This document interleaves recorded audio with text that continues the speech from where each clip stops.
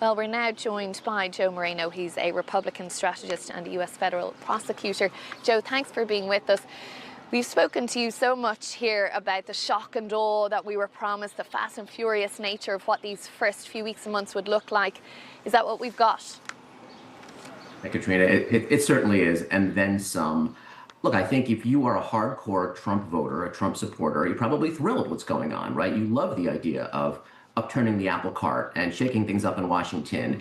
And to a degree, that's a great thing. Donald Trump, coupled with Elon Musk, is doing things that no president in the past could have dreamed of in 100 days, or in fact, 4 years.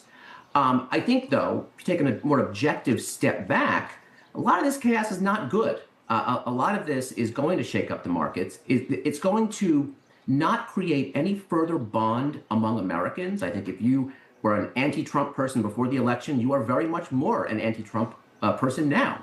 And I think foreign relations, I think Trump overpromised on Ukraine, overpromised on the West Bank, and instead of focusing on our true enemies like China and Russia, we're antagonizing Canada. I mean, right? What an absurd result in Canada because of Donald Trump. And so I think it's a very mixed bag.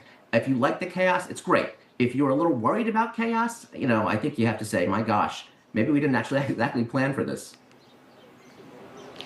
And the economy aside, Joe, another big part of what Donald Trump promised was around closing the border, securing the border, immigration, mass deportations and so on. We have seen huge numbers of raids by the authorities here, by ICE.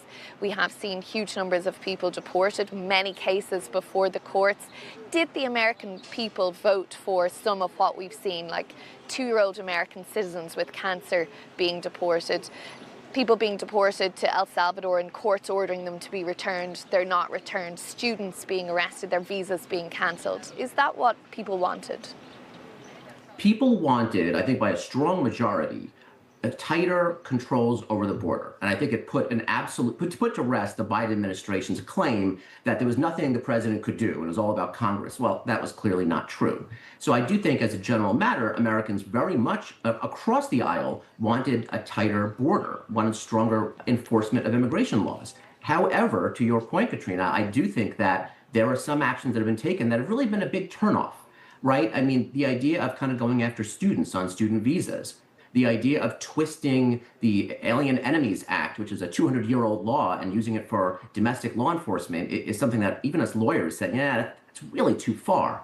So again, I think Donald Trump, in true Trumpian fashion, he's doing what a lot of people want, but then going a little too far and turning off people. So again, I think it'll be the end result of where we are, but he's not doing anything to build bridges among Americans. He's taking his small majority and running with it and turning off a heck of a lot of other people. What do you expect to see from him, Joe, once we go over this landmark day today, this 100th day?